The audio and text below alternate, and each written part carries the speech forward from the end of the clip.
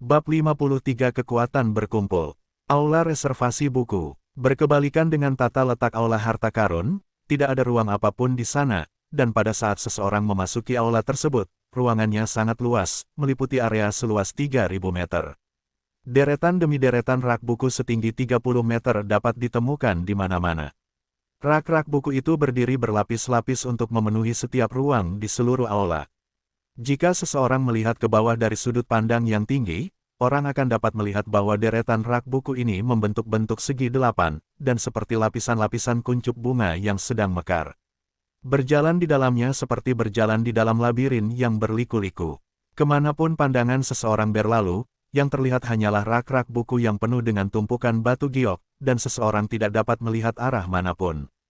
Pada saat ini, Chen Xi berhenti di depan rak buku, saat dia berjalan menyusuri aula dan mengelilingi semua rak buku. Pembuatan jimat, pembuatan boneka, penjinakan, botani, kemampuan ilahi, teknik. Aula buku cadangan ini benar-benar mencakup dan berisi segalanya. Chen Xi tidak dapat menahan diri untuk tidak berseru kaget. Di dekatnya, Ji Yu meletakkan selembar batu giok di tangannya dan menggelengkan kepalanya. Jumlah yang banyak tidak berarti itu langka dan berharga. Menurut apa yang kulihat, sebagian besar kepingan batu giok itu biasa saja. Chen Xi tidak membantah, karena dia tahu bahwa Ji Yu sangat pemilih, dan Ji Yu memandang rendah kepingan giok ini.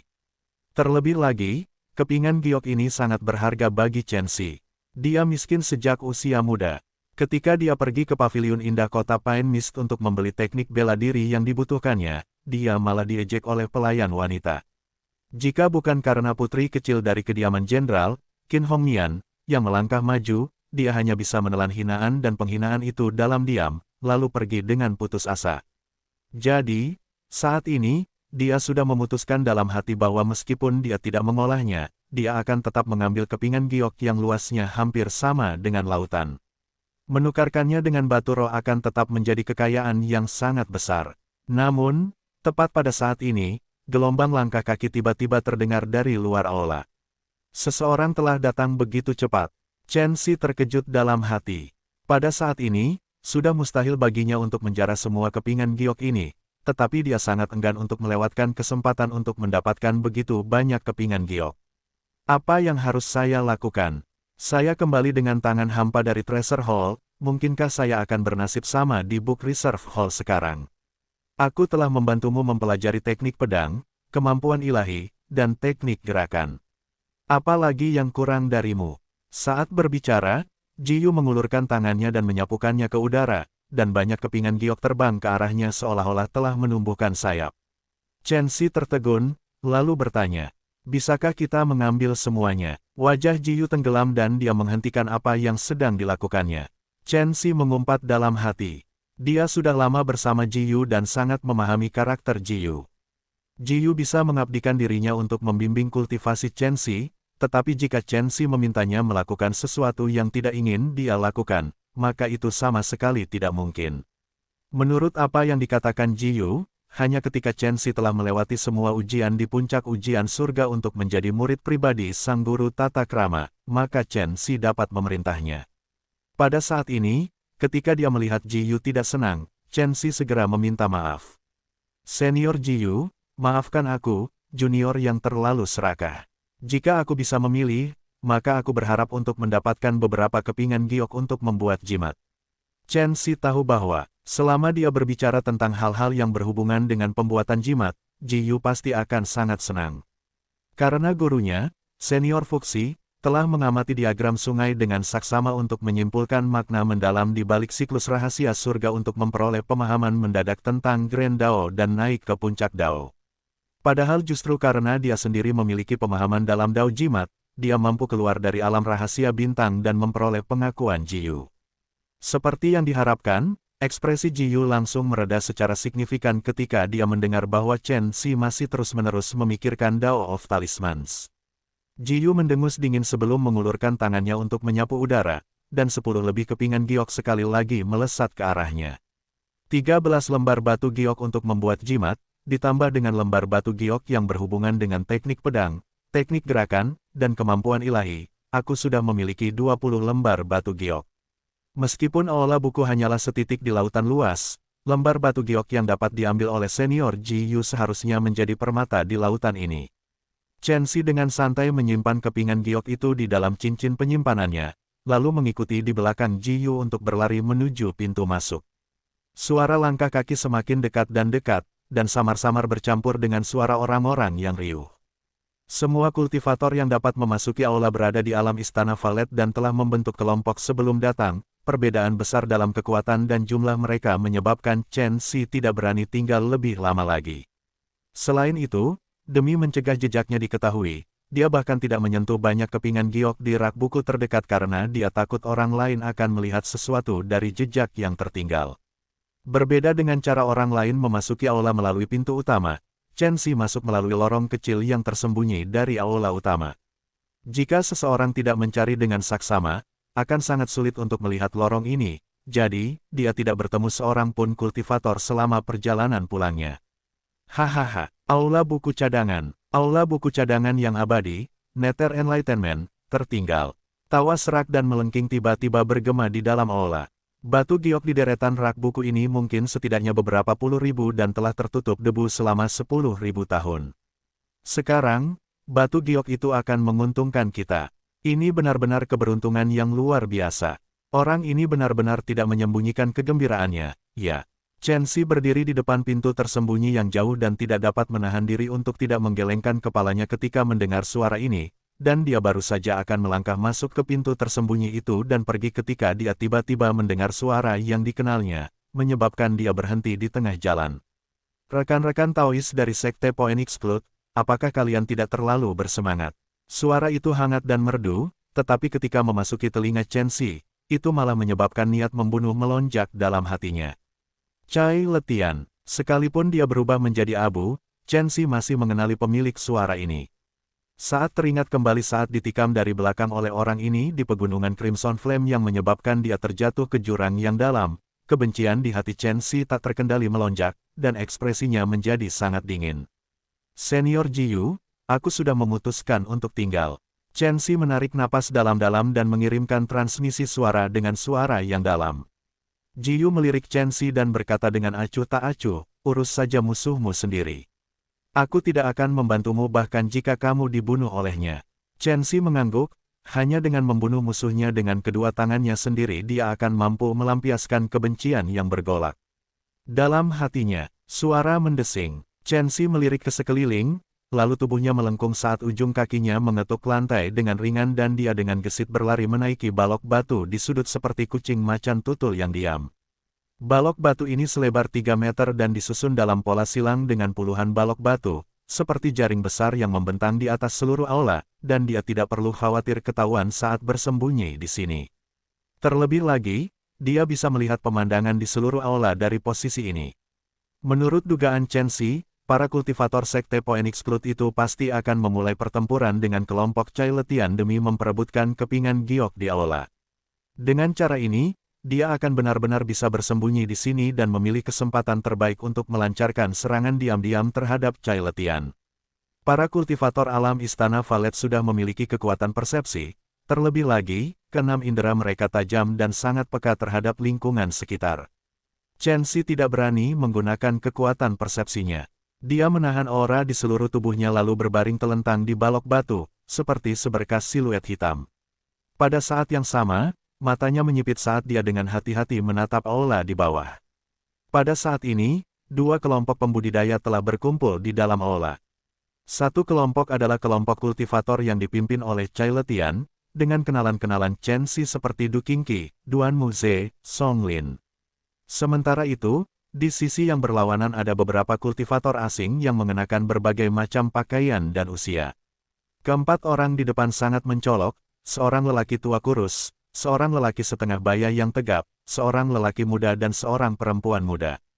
Keempatnya mengenakan jubah ungu merah yang sama dengan pola indah burung phoenix api yang menari di udara sambil dikelilingi awan.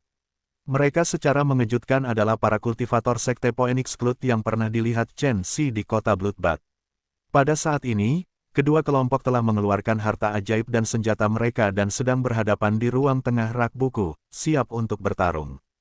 Lelaki tua kurus kering dari Sekte Phoenix Club berkata dengan dingin, Meskipun kalian semua adalah murid dari berbagai kekuatan besar di kota Danau Naga dan memiliki status yang luar biasa, tapi maaf, demi Slip Giok di sini, meminta kami untuk pergi sama sekali tidak mungkin. Bukan hanya aku, Fu Heng, tidak akan setuju, rekan-rekan Taois di belakangku juga pasti tidak akan setuju. Benar, kami sama sekali tidak setuju. Ingin kami pergi sendiri, tidak mungkin. Semua kultivator lain di belakang lelaki tua kurus itu menggemakan pandangannya, namun ekspresi mereka tidak santai. Jelas, kelompok Cai Letian memberi mereka cukup banyak tekanan. Mengapa menyiksa diri sendiri? Jika kalian menyinggung kami, apakah sekte kecil kalian akan dapat hidup bahagia setelah ini? Cai Letian berkata tanpa tergesa-gesa, mungkinkah kalian semua tidak khawatir bahwa sekte yang kalian wakili akan dicabut dari akarnya dan dimusnahkan sepenuhnya? Saya menyarankan kalian semua untuk segera pergi. Leluhur saudara Cai adalah salah satu kultivator Nether Transformation Realm yang hebat di wilayah selatan. Berurusan dengan kalian semua hanya masalah memberi perintah. Yu Haobai dari Myriad Cloud Institution menggelengkan kepalanya dan mendesah. Dia tampak anggun dan berbudi luhur, namun nadanya dipenuhi dengan niat untuk menjilat Cai Letian. Ekspresi Fu Heng yang kurus kering berubah antara pucat dan muram, dan dia berjuang keras di dalam hatinya. Sementara di belakangnya, ekspresi para kultivator dari berbagai kota di wilayah selatan sebagian besar menjadi sangat suram. Kekuatan pencegah seorang kultivator alam transformasi Nether begitu besar, Chen Xi tidak dapat menahan rasa cemasnya saat melihat Fu Heng dan yang lainnya mulai kehilangan semangat bertarung. Jika kelompok Fu Heng kabur sebelum pertempuran, maka rencananya untuk menyerang Chen Letian secara diam-diam akan sia-sia. Menurut pengetahuanku, kultivator alam transformasi Nether yang hebat, Senior Cai Sao, bukanlah orang yang tidak masuk akal. Belum lagi tempat tinggal Dewa Pedang ini terbengkalai dan kepingan giok di sini menjadi milik siapapun yang mendapatkannya. Bukankah kau bertindak terlalu jauh dengan meminta kami pergi hanya dengan sepatah kata? Fu Heng menggertakkan giginya. Menurutku, mengapa kita tidak melakukannya seperti ini? Jika rekan Daois Cai setuju, maka kelompokku akan mengambil 40% dari kepingan giok di sini, dan 60% sisanya milik kelompokmu. Bagaimana? Sama sekali tidak mungkin. Cai Letian langsung menolak dan mencibir dingin. Ingin mengambil barang dariku. Kau tidak layak. Aku akan memberimu 10 napas waktu lagi. Cepatlah dan enyahlah dari aula ini. Kalau tidak, jangan salahkan kami karena bersikap kejam. Kamu, mata Fu Heng terbuka lebar karena jengkel, dan dia benar-benar marah sampai-sampai dia tidak dapat berbicara. Beraninya kau datang ke sini dan mencoba mengambil barang-barangku dengan keberanian seperti ini. Cepatlah, 5 tarikan napas waktu telah berlalu. Cai Letian menggelengkan kepalanya dengan jijik. Orang-orang ini punya niat tapi tidak punya keberanian. Chen Xi tidak dapat menahan diri untuk tidak berkata apa-apa saat dia menatap kelompok Fu Heng yang tidak berani berbuat apa-apa dan diam-diam menelan hinaan dan penghinaan. Aku penasaran siapa orang itu, ternyata dia adalah rekan Daois Cai dari Istana Starnet. Pada saat itulah suara lembut seorang wanita perlahan bergema di dalam aula. Chen Xi menoleh dan tidak dapat menahan diri untuk tidak berkata dalam hati, sial. Kelompok Su Jiao ternyata juga datang ke sini. Bab 54 bermain trik. Seiring dengan masuknya kelompok Su Jiao ke aula cadangan buku, suasana konfrontatif menjadi makin tegang. Saat mereka menatap kedua kelompok orang yang sedang berkonflik, Su Jiao dan kelompok di belakangnya memiliki ekspresi yang sangat suram dengan tatapan yang dipenuhi dengan niat membunuh yang tak tersamar. 13 orang lainnya telah datang. Selain itu, mereka semua adalah murid dari berbagai kekuatan besar di Dragon Lake City. Fu Heng dari Sekte Phoenix Cloud terkesiap dalam hati. Pada saat ini, perkembangan situasi telah melampaui harapannya, tetapi satu-satunya hal yang membuatnya merasa lega adalah karena masuknya kelompok Su Jiao. Bahkan jika kelompok Cai Letian ingin bergerak melawannya, mereka pasti akan memiliki keraguan.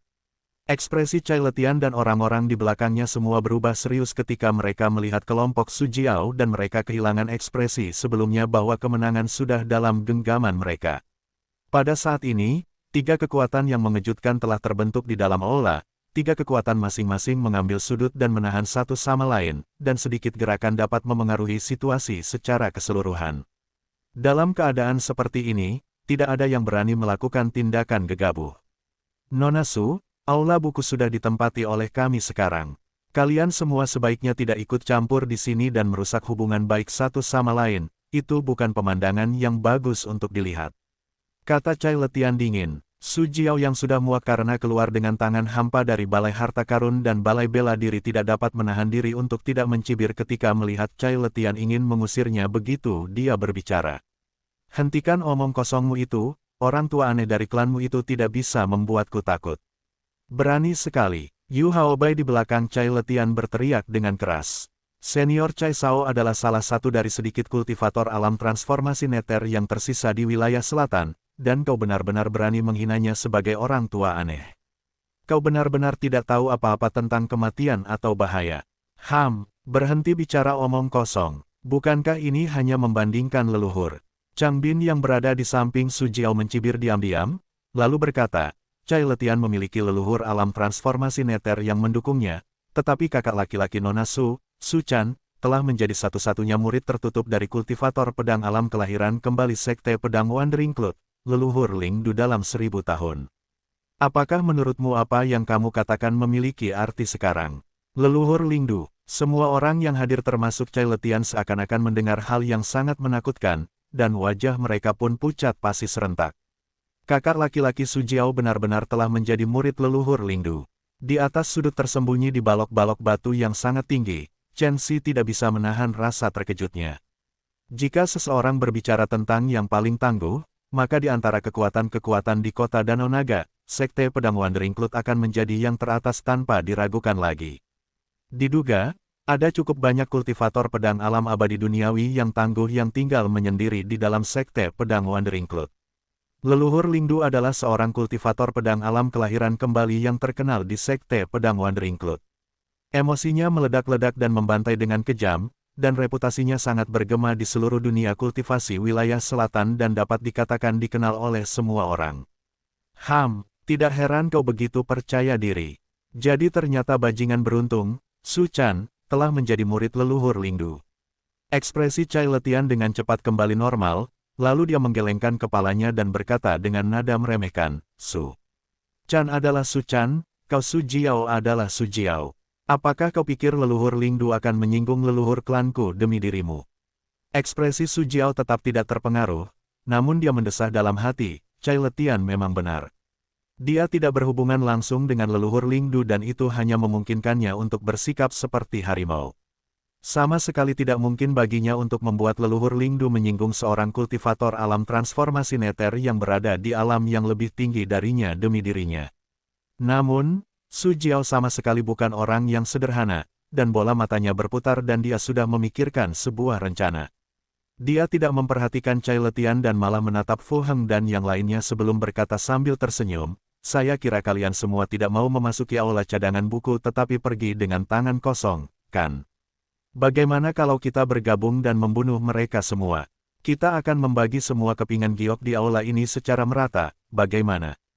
Fu Heng tidak pernah menyangka bahwa Su Jiao akan mengajukan saran seperti itu, dan dia tertegun sejenak sebelum berkata, tapi... Su Jiao menyela, kau tidak perlu khawatir tentang hal lain. Bagaimanapun juga, ini adalah wilayah neter barbar selatan. Selama kita tidak membicarakannya, maka tidak akan ada yang tahu siapa yang telah membunuh seseorang di tempat ini. Benar, selama kita memusnahkan kelompok Chai Letian dan membagi kepingan giok di antara kedua kelompok kita, siapa yang cukup bodoh untuk membocorkan kejadian ini kepada yang lain? Tatapan mata Fu Heng membara dengan hasrat karena dia jelas tersentuh oleh kata-kata Su Jiao. Saran Su Jiao memang kejam dan efektif.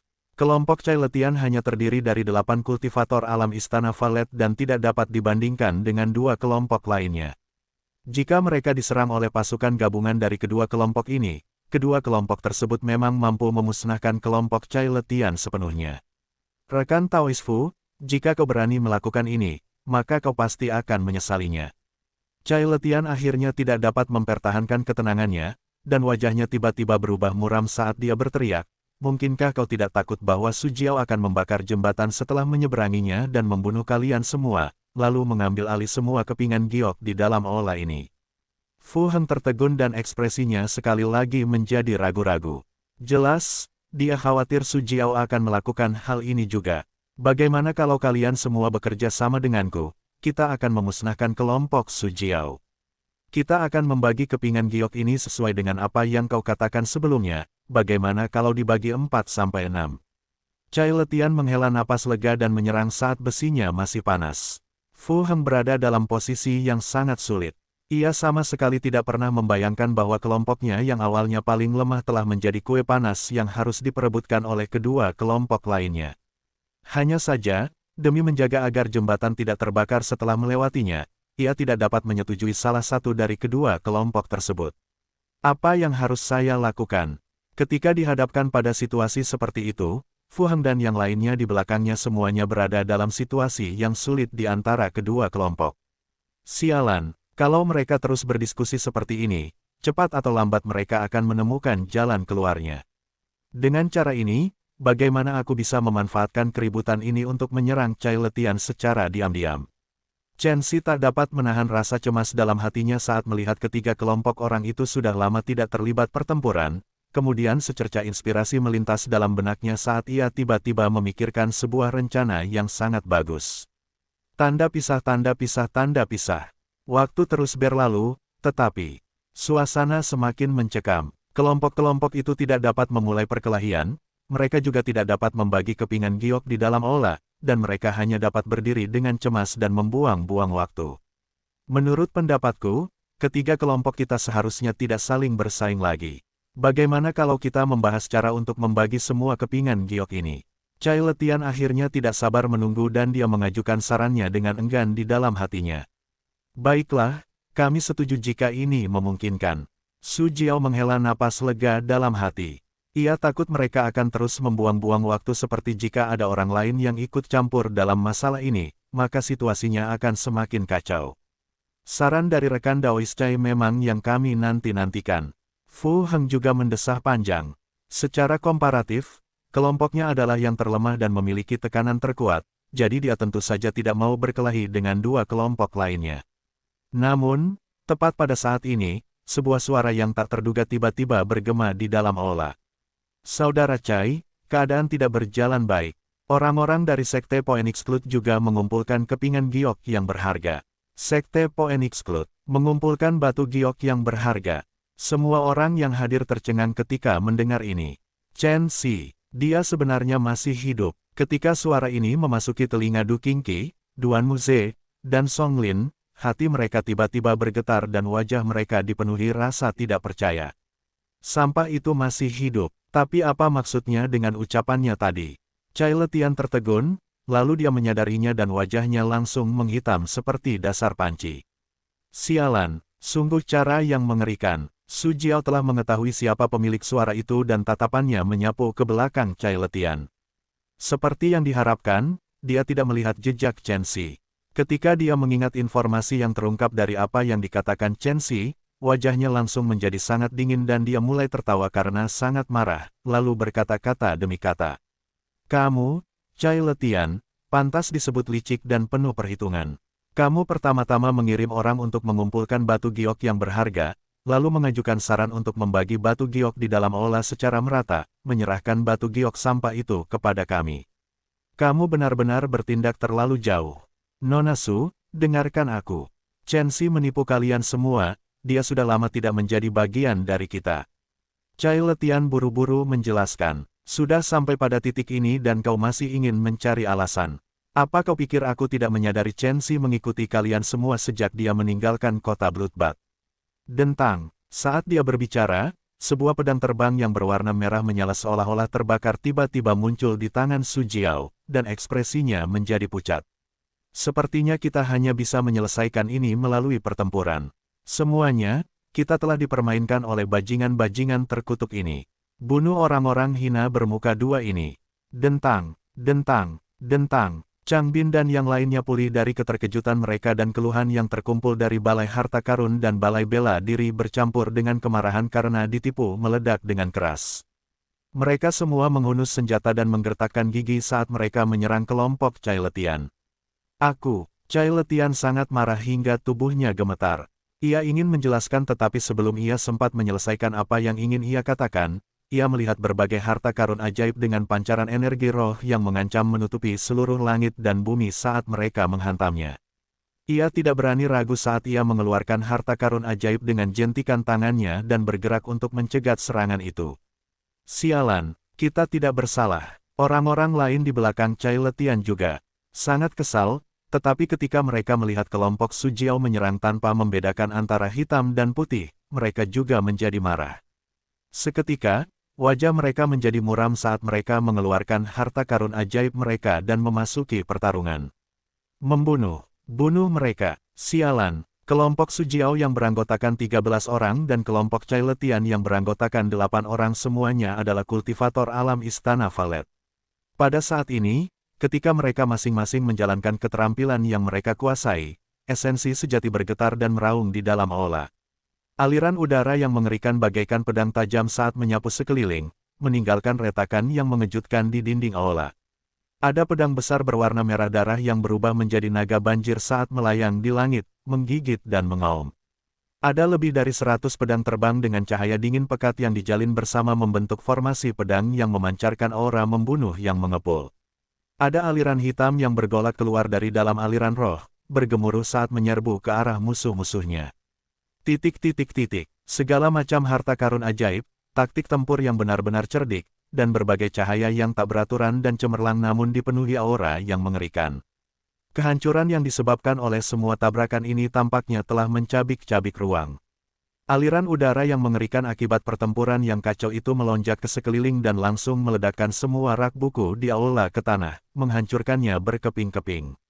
Sementara itu, kepingan giok yang menggelinding di lantai seperti merkuri hancur menjadi bubuk sebelum berubah menjadi abu yang menghilang bersama angin. Upah atas keserakahan adalah kematian. Kebetulan saja saat ini, tidak ada yang peduli dengan kepingan giok di dalam aula karena mereka semua sudah mengamuk karena pembantaian itu. Mereka mengerahkan seluruh kekuatan di dalam tubuh mereka sambil meraung dan berteriak, berharap tidak ada yang lebih dari membuat lawan mereka mati mengenaskan di tangan mereka. Untuk sementara waktu, pemandangan itu tampak sangat mengerikan, seperti neraka yang hidup. Bab 55 Aula 100 Ramuan. Hei, anjing tua, kau ingin kabur setelah kau mengirim orang untuk mengumpulkan semua kepingan giok berharga itu. Jangan berani-berani bergerak. Chang Bin berteriak keras, dan pedang Red Lotus Blood Soul di tangannya menari-nari, berubah menjadi air terjun berwarna darah raksasa yang membelah lurus ke arah Fu Heng. Sial, aku juga terjebak. Oke. Fu Heng sudah sangat marah hingga wajah kurusnya bergetar setelah dia mengayunkan tangannya untuk mengeluarkan perisai berwarna mengkilap yang terbuat dari bulu untuk menangkis pedang besar berwarna darah yang sedang menuju ke arahnya. Dia tidak mengenal Chen Xi, tetapi ketika Chen Xi mengucapkan kata-kata Sekte Phoenix Club tadi, itu membuatnya langsung menjadi seperti tikus di jalanan, dikejar oleh semua orang dengan maksud untuk membunuh. Terlepas dari apakah itu kelompok Su Jiao atau Cai Letian, mereka semua menganggapnya sebagai orang tercela yang telah mencuri kepingan giok berharga dan mereka menyerangnya dengan kejam dan tanpa ampun, memaksanya ke titik di mana dia hampir tidak dapat menahan serangan. Dentang, dentang, dentang, pedang jiwa darah teratai merah bagaikan palu godam yang dikendalikan oleh energi Chang Bin yang ganas dan mengamuk saat berulang kali menghantam perisai bulu berkilau. Kekuatan mengerikan dari pedang itu menghantam Fu Heng hingga seluruh tubuhnya bergetar tanpa henti. Kemudian wajahnya menjadi pucat, dia tidak dapat menahannya lagi dan memuntahkan seteguk darah segar. Aku benar-benar tidak bersalah. Tidak bersalah. Fu Heng berteriak dan meraung dalam hatinya. Meskipun dia belum pernah bertemu Chen Xi sebelumnya, dia sudah membenci Chen Xi sampai ke tulang karena telah menjebaknya. Bukan hanya Fu Heng, semua orang dalam kelompoknya mengalami perlakuan yang sama, dikejar-kejar oleh kelompok Su Jiao dan Cai Letian dengan maksud untuk membunuh. Padahal ketika mereka bermaksud untuk melakukan serangan balik, mereka malah melihat bahwa kelompok Su Jiao dan kelompok Cai Letian telah berkumpul dalam pertempuran. Situasi yang sangat kacau ini hampir membuat mereka tidak dapat mengetahui siapa sebenarnya musuh. Mungkinkah kita harus berdiri diam dan menerima serangan mereka sebelum kita bisa melakukan serangan balik? Air mata membasahi wajah kelompok Fu Heng yang menderita musibah yang tidak semestinya. Di luar Book Reserve Hall. Setelah berteriak tadi, Chen Xi tidak ragu sedikit pun dan berlari keluar dari aula buku dari lorong tersembunyi.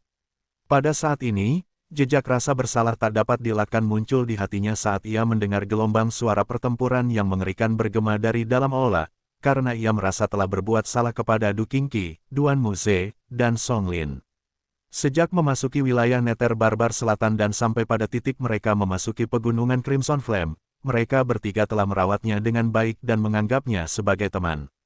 Sedangkan sekarang, karena sesuatu yang dikatakannya, mereka telah jatuh ke dalam pertempuran yang kacau, dan ini menyebabkan Chen Xi merasa sedikit menyesal.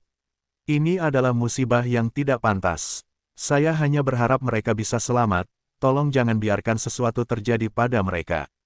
Chen Xi menggelengkan kepalanya setelah merenung dalam diam sejenak, lalu ia menyingkirkan pikirannya sebelum melompat keluar dan berlari menuju lorong kecil tersembunyi yang menuju ke Aula 100 Ramuan. Menurut kesimpulannya, pertempuran di dalam Aula Buku pasti akan terus berlanjut selama beberapa waktu sebelum pemenangnya dapat ditentukan.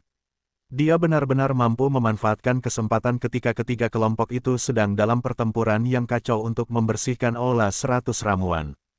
Tidak lama kemudian, Chen Xi melangkahkan kaki ke Aula 100 Ramuan. Saat ia melangkah masuk ke dalam Aula 100 Ramuan, energi roh yang menyelimuti udara telah mengembun menjadi gumpalan kabut yang sangat banyak. Ketika dihirup, energi roh yang murni dan berlimpah mengalir ke seluruh tubuhnya, menyebabkan semangat Chen Xi menjadi segar kembali. Tempat yang luar biasa. Perkebunan ini sudah ada selama 10.000 tahun dan energi spiritual di sini masih sangat padat, sungguh luar biasa. Di bawah pemeliharaan energi spiritual yang begitu padat, kualitas tanaman dan herba berharga di sini pasti luar biasa. Saat Chen Xi menghirup energi roh yang melimpah di udara yang mengandung jejak aroma lembut rumput dan pepohonan, matanya menjadi sangat cerah. Chen Xi tidak ragu-ragu dan mulai mencari di seluruh Aula 100 Ramuan. Aula 100 Ramuan mencakup area seluas 500 km dan 100 kali lebih besar dari Aula Harta Karun dan Aula Cadangan Buku. Setelah menghabiskan hampir 1/8 jam, Chen Xi akhirnya menemukan lokasi tanah pertanian roh, dan dia tidak bisa menahan diri untuk tidak menghela napas lega. Ini adalah lahan pertanian roh yang luasnya lebih dari 7 hektar, dan banyak awan kabut melayang di atasnya. Awan kabut itu seperti kapas dan memancarkan kilau yang mempesona. Chen Xi secara mengejutkan menyadari setelah mengamatinya, bahwa awan kabut ini sebenarnya semuanya terkondensasi dari energi roh. Namun, saat pandangannya tertuju pada tanah pertanian roh, dia tak dapat menahan diri untuk tidak tertegun. Di atas tanah hitam legam dan berkilau itu terdapat tanah tandus. Beberapa tanaman roh dapat terlihat samar-samar di atas tanah pertanian roh, tetapi tanaman-tanaman itu telah mati dan layu entah sudah berapa lama. Saat dia memandang dari jauh, sebenarnya tidak ada satupun tanaman roh yang hidup. Aneh, energi roh di sini begitu melimpah, mengapa semua tanaman roh ini layu dan mati? Chen Xi mengerutkan kening dan melangkah memasuki lahan pertanian roh. Dia melesat dengan cepat hingga mencapai kedalaman lahan pertanian roh. Semburan, semburan, setelah berlari sejauh hampir 50 km, Chen Xi tiba-tiba mendengar suara aliran air yang samar sekali, dan dia pun menyadari pada saat itu juga bahwa seiring dia masuk lebih dalam ke tanah pertanian roh, energi roh di dekatnya pun menjadi semakin melimpah. Chen Xi berlari puluhan kilometer lagi ke arah suara air sebelum melihat mata air mengalir keluar. Mata air itu murni dan tanpa cacat seperti susu, dan memancarkan energi spiritual yang sangat besar. Itu sebetulnya mata air roh. Chen Xi langsung mengenali mata air itu hanya dengan sekali pandang, dan dia tidak bisa menahan diri untuk tidak terkesiap. Mungkinkah ada urat nadi roh kelas atas yang tersembunyi di sini? Sebagian besar kekuatan besar di dunia memiliki tanah makmur mereka sendiri yang mengumpulkan energi roh, dan tempat-tempat itu merupakan lokasi yang luar biasa untuk bercocok tanam. Alasan mengapa energi roh di tanah makmur ini melimpah adalah karena keberadaan urat-urat roh. Urat-urat roh dibagi menjadi beberapa tingkatan sesuai dengan kualitasnya, tetapi mata air roh yang dipenuhi oleh banyak pembudidaya hanya akan muncul di dekat urat-urat roh tingkat atas. Hal ini karena mata air yang mengalir keluar dari mata air roh semuanya adalah cairan roh yang terkondensasi dari energi roh. Setelah kultivator maju ke alam istana Valet, batu roh dan kristal roh tidak berguna bagi mereka dan mereka harus menggunakan cairan roh untuk berkultivasi. Namun, bagi seorang kultivator biasa, bukanlah hal yang mudah untuk mendapatkan cairan roh. Kecuali jika seseorang menjadi murid sekte atau klan besar, seseorang hanya dapat menghasilkan sejumlah besar batu roh dan kristal roh untuk membeli cairan roh atau menggunakan harta karun untuk ditukar dengan cairan roh. Ini juga merupakan alasan mengapa cairan roh sangat berharga. Chen Xi menarik napas dalam-dalam dan mengalihkan pandangannya dari mata air spiritual dengan susah payah, dan baru sekarang dia melihat dengan jelas bahwa bunga teratai yang indah dan lembut yang bersinar dalam cahaya keemasan yang berkabut tumbuh dengan mengejutkan di tanah pertanian spiritual di dekat mata air spiritual. Di bawah kabut energi spiritual yang tebal, sungguh sulit untuk melihatnya jika dia tidak memperhatikan dengan saksama. Teratai ini tidak besar dan tingginya hanya 65 cm. Batangnya berkilau seperti emas dengan guratan-guratan padat di bagian atasnya dan bersinar dengan kilau metalik. Setiap lapisan kelopak teratai emas yang halus dan indah itu mekar sepenuhnya, dan di dalamnya terdapat banyak benang sari dan putik yang seperti untaian jarum emas yang saling bertautan, memanjakan mata. Seluruh teratai itu tidak memiliki jejak sesuatu yang aneh. Ia sepenuhnya sempurna, menyebabkan orang harus memuji keajaiban Dewa Pencipta. Pandangan Chen Xi tertarik pada buah berwarna emas yang bagian tengahnya ditutupi oleh lapisan demi lapisan kelopak bunga, serta untaian benang sari dan putik. Buah itu hanya seukuran telur angsa dan bentuknya bulat sempurna. Permukaannya dililit oleh lapisan api energi spiritual, dan untaian aura tajam yang tampak nyata melonjak keluar darinya, membuatnya tampak sangat mistis. Ini adalah, Chen Xi memeras otaknya tetapi tidak dapat menemukan apa sebenarnya teratai emas ini. Namun hanya dari penampilan luarnya, Chen Xi dapat menentukan bahwa benda ini pastilah tanaman roh yang merupakan harta karun surga dan bumi yang berharga. Teratai ilahi jiwa emas. Jiyu muncul entah dari mana dan berteriak tanpa sadar saat menatap teratai itu. Melolong, bayi Pixiu dalam pelukan Jiyu mengendus sejenak dan matanya langsung berbinar, lalu ia meronta, ingin menerkam teratai tersebut namun ditekan oleh tangan besar Jiyu, menyebabkan si kecil itu memamerkan taringnya dan melolong tanpa henti. Senior, apa itu teratai ilahi Gold Soul? Chen Xi buru-buru berdiri di depan teratai sambil berbicara, lalu menatap bayi Pixiu dengan waspada. Begitu dia ingat bahwa semua harta di dalam balai harta karun telah dimakan habis oleh si kecil ini, dia merasa sangat sedih. Teratai ini adalah harta karun jiwa emas yang lahir dari 5 elemen alam dan secara alami memiliki tubuh jiwa emas murni. Bahkan di era purba, ini adalah harta karun yang sangat langka. Teratai ilahi jiwa emas ini lahir dari elemen logam alam dan berdasarkan kondisinya, jelas sudah dalam fase kedewasaan. Jiyu menatap dengan penuh amarah, dan dia tidak dapat menahan diri untuk tidak menunjukkan ekspresi sedikit iri dan heran saat dia berkata, teratai Dewa Gold Soul bertunas setelah 10 tahun, menjadi teratai dalam 100 tahun, mekar dalam 1000 tahun, dan hanya akan menghasilkan buah teratai setelah dirawat selama 5000 tahun. Setelah itu, ia akan tumbuh lebih besar satu lingkaran setiap 1000 tahun hingga menjadi seukuran kepalan tangan bayi. Jika tidak dipetik tepat waktu, ia akan jatuh ke tanah dan berubah kembali menjadi energi roh, lenyap dalam 5 elemen dari 3 dimensi. Chen Xi menundukkan kepalanya dan mengamatinya sejenak. Teratai ilahi jiwa emas di hadapannya kebetulan berukuran sebesar kepalan tangan bayi, dan hampir mencapai kematangan. Ini terlalu kebetulan, kan? Chen Xi tercengang sampai-sampai dia tidak tahu bagaimana mengungkapkannya. Dia merasakan perasaan gembira karena ada sesuatu yang jatuh ke pangkuannya. Jiyu juga merasa tidak percaya, tetapi ketika dia melihat Pixiu di tangannya, dia merasakan kilatan pencerahan di dalam hatinya dan berkata dengan ekspresi aneh, ketika keberuntungan telah datang, maka tidak ada yang bisa menghentikannya. Siapa bilang ini tidak bisa dihentikan? Pada saat inilah suara dingin tiba-tiba terdengar, lalu kabut tebal jauh di belakang Chen Xi tiba-tiba mulai bergolak, dan 4 atau 5 sosok samar-samar terlihat melintas di sini dengan ledakan dahsyat. Sial, semua perhatianku justru tertuju pada satu teratai ilahi jiwa emas, itu seharusnya tidak terjadi. Aku serahkan sisanya padamu. Aku hanya bisa memberitahumu bahwa jika teratai ilahi jiwa emas direbut oleh yang lain, maka kau akan menyesalinya seumur hidupmu. Jiyu tertegun, lalu menggelengkan kepalanya saat dia memberi instruksi pada Chen Xi sebelum menghilang begitu saja. Chen Xi, lama tak berjumpa. Di tengah kabut yang bergolak, sesosok tubuh tinggi muncul di hadapan Chen Xi.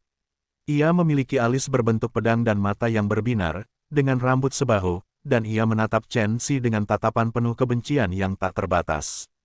Li Huai, Chen Xi terkejut, ia tidak pernah membayangkan akan bertemu dengan orang ini di sini, tetapi ia tetap menghela napas lega dalam hati ketika mengetahui bahwa ia menghadapi lawan yang sebelumnya sudah pernah dikalahkannya. Tiga pemuda dengan ekspresi penuh hormat mengikuti di belakang Li Huai, mereka semua memiliki dahi lebar dan cahaya dingin dalam mata mereka. Tetapi ketika Chen Xi melihat mereka, dia langsung memutuskan bahwa ketiga orang ini belum maju ke alam istana Valet dan paling-paling memiliki kultivasi pada tahap kesempurnaan alam bawaan. Ini adalah teratai ilahi Gold Soul yang kau bicarakan. Luar biasa seperti yang diharapkan. Tatapan Li Huai tertuju pada teratai ilahi Gold Soul di tanah pertanian roh, dan dia memancarkan hasrat dan keserakahan yang membara dan tak tersamarkan. Sepertinya orang ini mendengar semua yang terjadi antara aku dan senior Ji Yu sebelumnya. Awalnya aku berniat membiarkannya hidup beberapa hari lagi, tetapi demi tidak membiarkan rahasia ini bocor, aku hanya bisa membunuhnya kali ini. Chen Xi segera merenung dalam benaknya, dan dia telah membuat keputusannya dalam sekejap dan niat membunuh segera muncul di matanya. Ingin membunuhku, haha. Kultivasiku tidak lagi terkekang di kediaman Dewa Pedang ini. Apakah kau punya peluang menang saat menghadapiku di alam istana Valet? Li Huai tertawa terbahak-bahak, dan suaranya mengungkapkan kebencian yang tak terbatas. Jelas, dia teringat adegan dikalahkan oleh Chen Xi di Bloodbath City. Begitu aku membunuhmu, aku akan mempersembahkan teratai ilahi jiwa emas ini kepada Nona Su dan menggunakan ini sebagai kesempatan, dia pasti akan setuju untuk menikah denganku. Kau akan mati dan masih banyak omong kosong yang kau ucapkan. Chen Xi menggelengkan kepalanya, dan menatap lurus ke arah Li Huai saat semangat juang yang membara menyeruak dari dadanya.